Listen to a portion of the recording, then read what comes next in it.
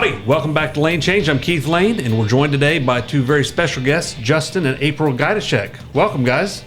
Keith, thanks for having us, bud. Well, glad you're here, and I've been looking forward to this conversation. And I guess let's just jump straight into it, Justin. You're a Renaissance man. I know you're a second-generation insurance professional, a former corporate rep turned entrepreneur, now running your own local office in Slato, Texas. You've got a unique story. Can you give the audience an overview? Let's just start out with your career arc. Yeah, I was really kind of born into the industry, third generation in the business. You know, grandpa and dad set the pace, and right out of college went to corporate insurance side of things. Really learned a lot. You know, I did underwriting, I did claims. They said that I paid claims a little too well, so they moved me to marketing. And I was a marketing rep for a number of years, and then came into a marketing management role. And had a great opportunity there with RVOS. Who is RVOS? Yeah, so RVOS is a farm mutual insurance company, top 3 in the state of Texas, primarily a farm and ranch carrier. So really kind of cut my teeth on more of the farm and ranch side of the business, and was really fortunate, you know, working up towards the executive level, and really got to, you know, really see insurance on the corporate side before taking this entrepreneur. Now, you mentioned it, but let's make sure we circle back. You mentioned your dad had been in this industry. I mentioned in the opening, your second generation. Talk about what he built, how you grew up.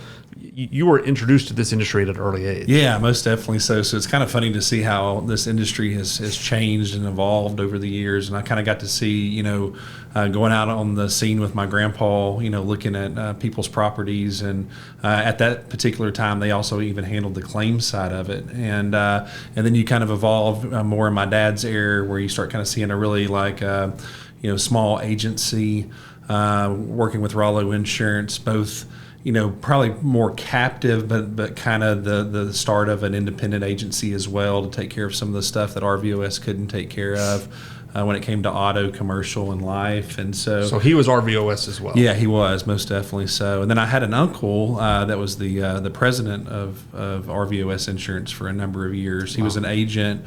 Grandpa served as a board of directors. Mike joined that realm of board of directors, and then kind of worked himself up to a president role. So that's an interesting preview into sort of the predicate of some of the decisions that you would make later in your career. And I want to get into that.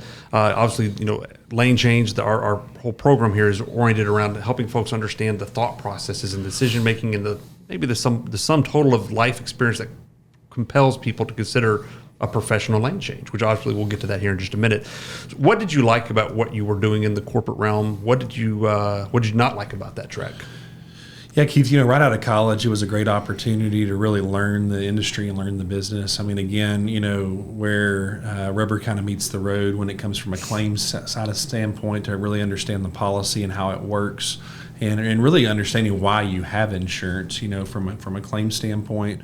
Got into the marketing side, was managing the entire state of Texas. We had a little over 360 agents that I represented, all the way from back then, from marketing to technical to you name it.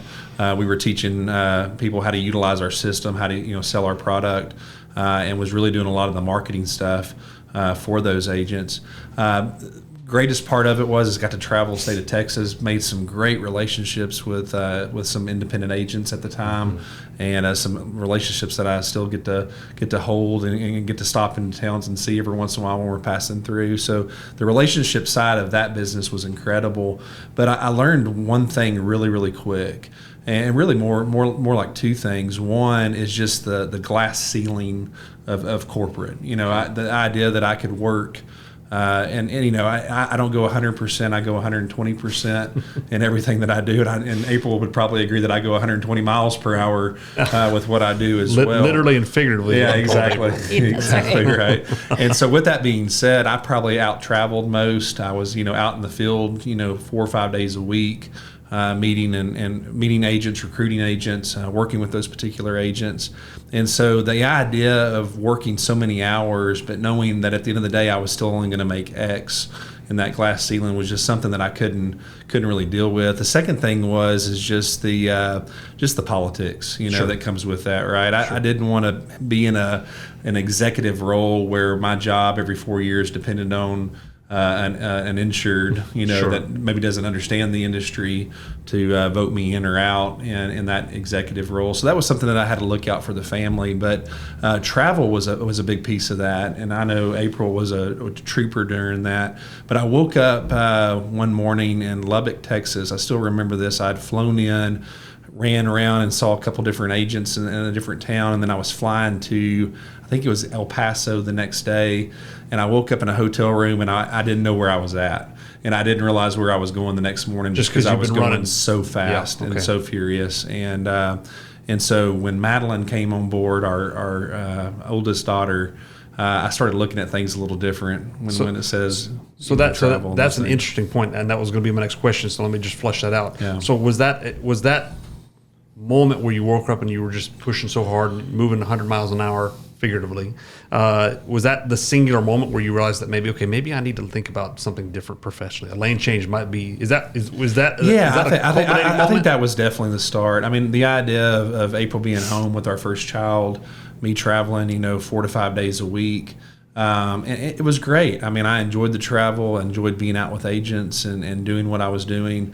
But I knew that was going to be hard on the family. And as we continued to have more children in the future, I knew that was going to be very much a challenge.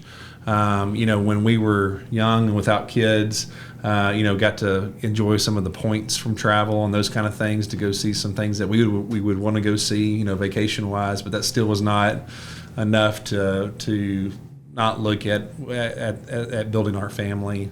April, when did he first? Do you recall the first time that he came home and said, "I'm thinking maybe this isn't the lane I want to stay in forever"? Do you remember that, or was there?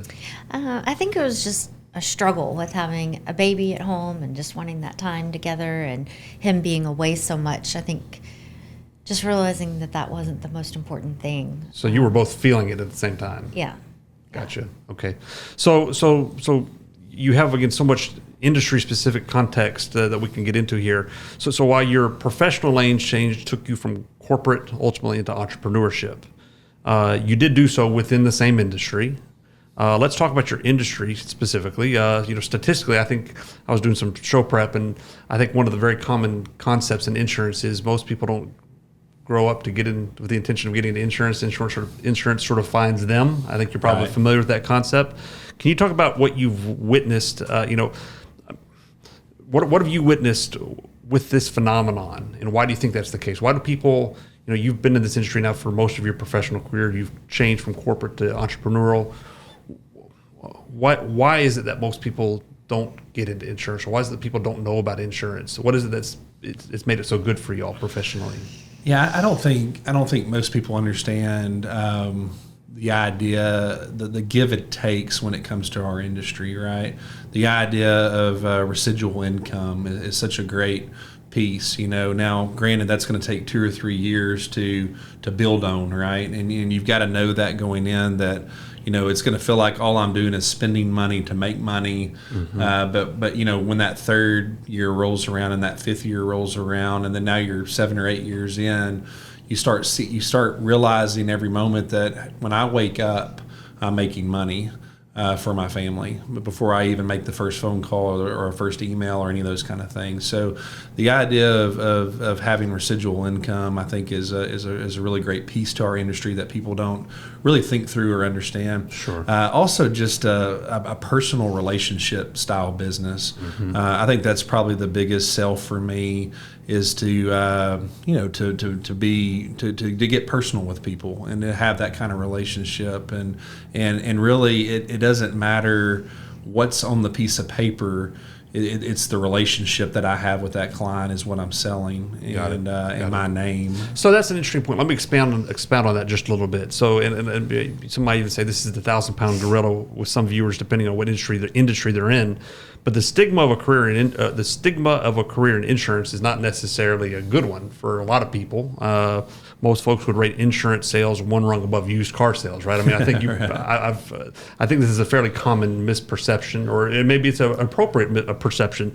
There's a reason that stereotype exists. Yeah. Can you elaborate upon how your lane changed from corporate to entrepreneurship, specifically along the lines of what you're saying, enabled you to go against the grain of that sort of commoditized, very transactional perception. Yeah, most definitely. So I think sometimes we can get that bad rap of being a used car salesman scenario, but I think that all comes down to how you sell.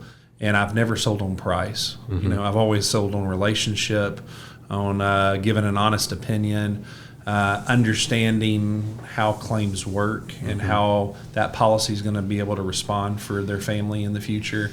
So I think that's the misconception at times, that if I'm an agent that's purely just selling on price, then I might as well just go sell used cars, right? But the opportunity that we sell a product that protects and defends against most things, and really the idea of protecting their assets when something goes wrong, is a really great opportunity and tool. So the key there really is philosophy, having the right philosophy. Yeah, most definitely so. And getting people to realize what insurance is really all about. And it seems like there's a lot of people in your industry who don't necessarily, they might personally subscribe to that philosophy, but they're not in a situation where their personal philosophy aligns with the organization. So it sounds like that lane change for you from corporate to entrepreneurship, not to say anything about where you were before, but where you were going really fit perfectly philosophically. Yeah, and I was really blessed. I mean, the corporate side that I left was a very family-friendly company. Sure. But, you know, the idea of being an entrepreneur and really saying, hey, I want to be in an industry and I want to grow something that I can truly put God in the center of those relationships and be able to speak freely about God, family, and country was a big deal for me, you know. And in corporate, there were so many borders to that I had to be careful about. But when you're running your own business within an organization that I'm a part of now, it's that freedom of being able to have a true relationship and really focused on what I'm about, which is God, family, and country. That's awesome. So let me disclose, you and I go back for well over a decade. Yeah, most definitely. And I know for a fact that your reputation for consultation leadership, just personally, throws a long shadow. Certainly far longer shadow than your 6'8" buddy. I know that for sure. Well, hey, I want you to say one thing. Dynamite comes in small packages, my friend. You're 6'8", and how tall is she? How tall are you, April? I say 5'2". 5'2", 6'8", 5'2". That's the fun optics with that. So how did your lane change make the most for you to weave who you are into what you do? I mean, just take what you were just saying there, and that's what I hear you saying, is you're really able to, in an entrepreneurial set, this may be a predicate for your decision to leave corporate to get into entrepreneurship, weaving who you are into what you do. Is that an accurate synopsis? Yeah, most definitely so. And, you know, the idea that and April, I mean, just the support that she's been throughout the years in making that change. I mean, that change was very difficult, and I'll tell you why. It wasn't difficult from that standpoint. It was difficult from a family aspect, right? We had so much family ties to that corporate side of the world, and they were mending me to be more at an executive level with them. And so, you know, that idea of maybe not being honoring so much and making that move, but knowing that move and a little bit of a sacrifice up front was going to lead to the opportunity to have more freedom, not only from a schedule standpoint with my family, but also that freedom that we were talking about to be at more of a personal level and being able to continue to build that relationship. But I'll tell you, it takes a supportive. That's a great point. A supportive boss at home. I tell you, between April's got the toughest job, right, as an entrepreneur, which is taking care of our kids and making sure that, you know, we're where we need to be when we need to be. So. Well, I tell you what. So let's April. Let's bring you in on this. You know, I know that's what he just said is 100% true. Behind every great man is an even greater woman, and I think y'all are a great testament to that. You've had a front row seat in a firsthand involvement in every bit of success that Justin's been blessed to earn and enjoy. What advice would you offer the person considering a dramatic professional lane change, the nature of what Justin's done, or what, you know, in any industry, leaving corporate, going to entrepreneurial? What advice from your experience would you? Sure. I think definitely just patience, and it was a big, it was a little bit of a financial, like, just not having that set income at first. Those those first few months was difficult. So being supportive through that and understanding and just and trying to encourage Justin through some of those hard times, and That's good. So what about to the spouse? I mean, we each have a personal legacy in our kids and our families, but we also build a professional legacy, and the spouse's role in supporting the entrepreneur is indispensable. So again, going back to when y'all first made that jump, made that lane change, what advice would you give the spouse supporting the entrepreneur? Yeah. What did we talk about?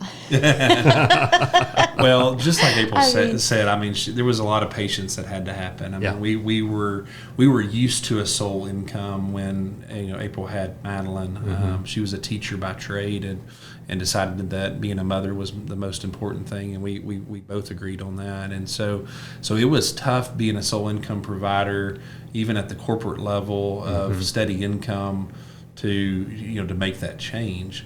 And so and it still wasn't perfect, right? Like being an entrepreneur doesn't mean that I'm going to work any less hours or work any less harder than I was going to work.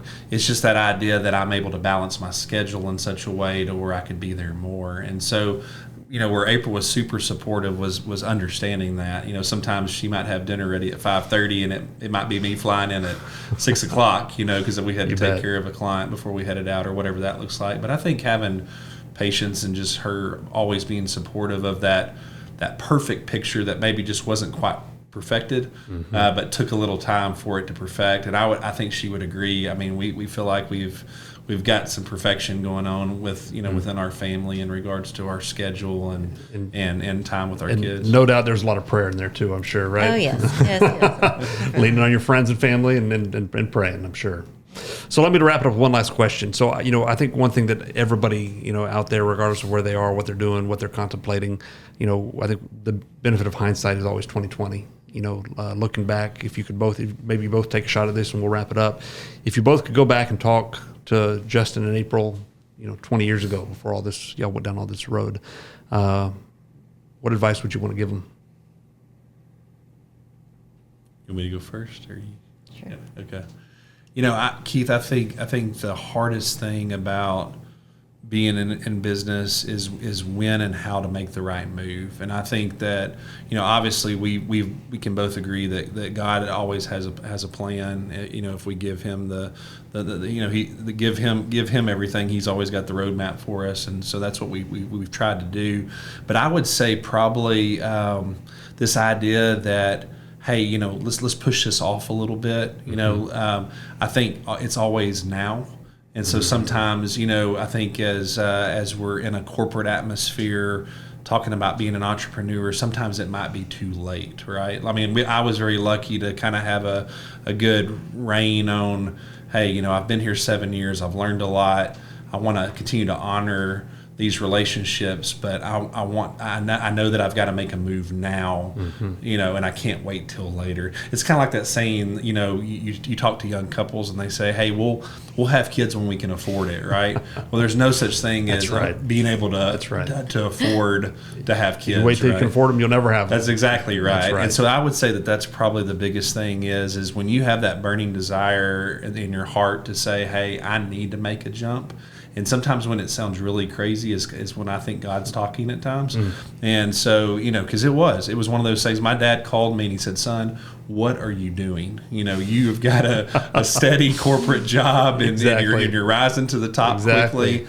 And you're going to go to work for an agency, and as vice president of sales and marketing, what does that mean with a staff of 12 to 15 people, right? But I saw the idea of, man, we can grow this. This thing is going to be bigger than us someday, and I need to jump now, because if I don't jump now, it's going to be too late. Don't misinterpret nerves or nervousness as a sign that you shouldn't do it. Because I think anybody contemplating a major lane change, I like to liken it to public speaking. If you get in front of a crowd of even 500 people, if you don't have butterflies, something's not right. I talk to some of the most accomplished professional speakers there are, and the good ones say, every time I get in front of a crowd, I get that rush, I get the nerves. And I think it's the same thing when you're thinking about a major career shift. If you don't have butterflies, something's not right. It sounds like y'all definitely experienced that. April, anything you want to add on to that? Yeah, I mean, we were about to have our second child whenever Justin had made the change. And so it was scary, but just again being supportive and being prayerful about it, and just encouraging Justin along the way, even whenever it was hard. That's awesome. Well, I know you're his rock. Well, Keith, other thing I would say too is understanding what team you're going to be joining. Right, I think that's a big thing. I learned that a lot back in athletics, and through my years of knowing the team, knowing who you're going to be working with. I think it's a really big, important, stop. And so, obviously you're going to have these butterflies and these opportunities, but really thinking through, who am I going to be working with? What does this look like now? What does this look long term? Is there an opportunity to grow?